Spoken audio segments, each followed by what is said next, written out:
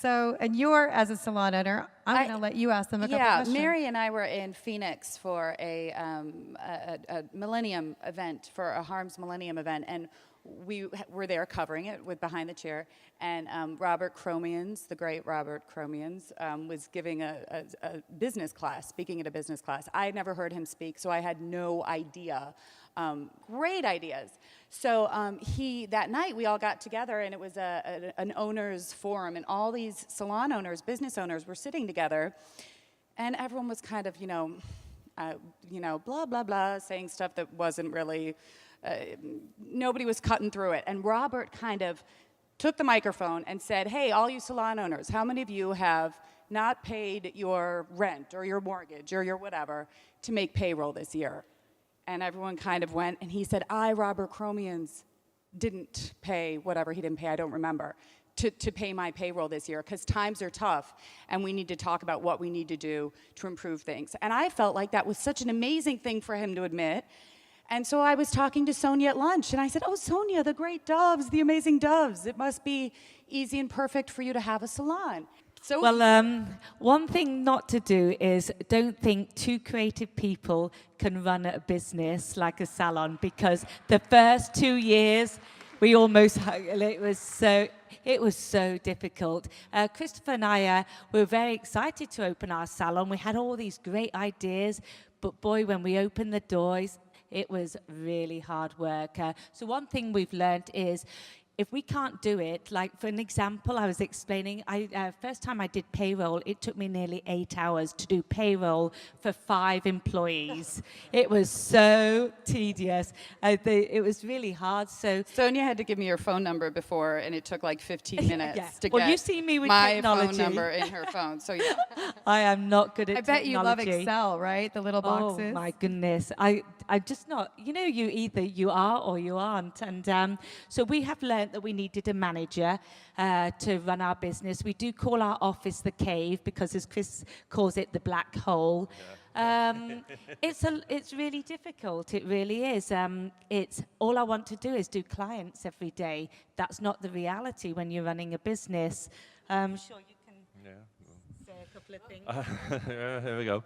Well, and everything she said is completely and utterly true. And the scary thing is that she's actually the better of the two of us with technology. So it'd probably taken me 10 hours to do payroll.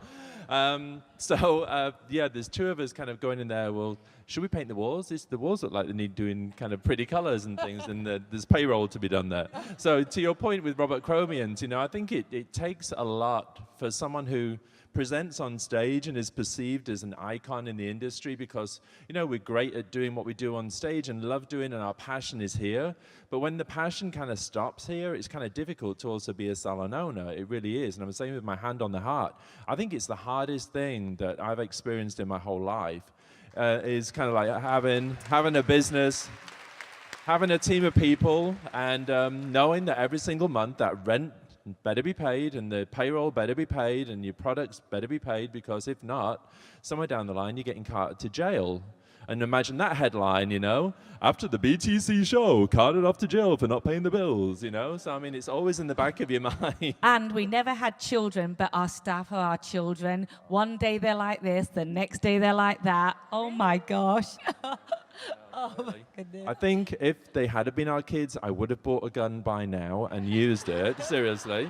So, and we love them to death, we really do. But it's like that, it's like every family is kind of dysfunctional, and it's dysfunctional daily. So, I mean, it really does, and it's wearing. And I'm sure they could say the same from us. They'd be like, them as bosses, geez, give me a gun. Sonia just said it. Sonia just said, I have to say this. It goes from the top down, though. That's what she just said to Chris. Yeah, she said it goes from the top down. The dysfunction starts with you. Well, I'm actually in my presentation tomorrow morning. I hope you come tomorrow morning for it. I'm actually going to talk a lot about that, because it has to be no compromise. Each one of you as salon owners, you took a risk, and that needs to be your culture. And if your team does not abide by that culture, then they need to go. I mean, it really is that simple. And, and for all of you young hairdressers out there, bring for anybody that's brought your hairdressers, bring your team tomorrow because I'm going to beat them up a little bit. So bring them because, there's not going to be a bus that's going to pull up and drop your clients off at the front door. If you're going to be successful in life, no matter what it is, you're going to take responsibility for that success yourself. And you're going to walk into your salon and you're going to leave all of your problems at the door. You're going to walk with a smile on your face and know that you're there to take care of clients. And don't think the road's going to be easy. As one of those said, the road's not going to be easy. But you know what? If you give it the best shot and you work your tush off, guess what? You're going to find success in your life. And that's going to come with hard work. There's no shortcuts to that. Oh, amen. And God knows you've done that, Mary, because it does start at the top with you. And, I think that employees eventually do fire themselves, Christopher, when they don't believe in the culture. We have 65 people at my salon. And if you think your 5-person payroll is bad, I sleep with the CFO. So it is a tough night sometimes on Friday or Saturday. But needless to say... Fred, is that why she hired? Because then she didn't have to pay? Yeah, see? I was smart. I married my... He's a lawyer. And yeah, exactly. I'm breaking out in a sweat just thinking about that number. I'm not kidding you. I'm up here going, how many? But, I've always had a saying, and that is successful people will do what unsuccessful people won't do. And so if people in your salon don't follow your culture, to your point, don't let the door hit them or the good Lord split them. Well, and and obviously my team, the thing is that, your team breeds, you hope that you guide them, you hope that you're not telling them, but you're teaching them. And ultimately, when you have, the distinct pleasure, honor of working with a team like we have it Behind the Chair, they work so hard and they're so committed. But, I always say to them, and you'll hear it to me tomorrow, is, what, if you're not passionate about what you're doing here, then you shouldn't be there, because for every day that you spend sitting in that chair not being passionate is a day that you can find passion somewhere else, but somebody who would be passionate should be sitting there. So you'll hear me talk about, I'm getting rid of that diva, because you know what, she's got to go. She can destroy your business. Why do I keep saying she? He can too. So following Mary's statement there, if anyone wants to buy a really nice space in Santa Monica, California, come and talk to us, okay? You, right, John? John's in the market. He works in Santa Monica half the time. No, just kidding. And just to that point, because I think culture is such an important thing. I mean, Aveda has such an extraordinary culture and an extraordinary training program. You're sitting over here all quiet, but I'm not going to let you get away with that. Tell me how you guys built that. I think... First of all, I'd like to say, if anybody owns a salon in here, I really admire you, because I couldn't, because I would be arrested for embezzlement, because I would just take the profit and spend it on shoes. I can do a lot of things, but manage money is not one of them, because there's always stuff to buy. But I think really... Mary was just talking about us at Aveda, and I think it is really, and I know everybody else that's associated with every brand, you have your own culture. And I think one of the things that from coming to this show last year that I particularly liked was watching everybody else's show and seeing their culture of not just their artists on stage, but the people in the audience and the way that they connected with them. And I think really, whether it's a billion-dollar product company or a salon with 2 people, it's about making your own culture and being true to yourself. And I feel that's what Aveda's done. I've been with them for 14 years, and I absolutely adore them, and I adore what they stand for. And I think everybody has their own culture, but you have to believe in it. And I think, whether it's a salon, whether it's a product company, and it's like, get on the bus or get off the bus, but don't hang off it.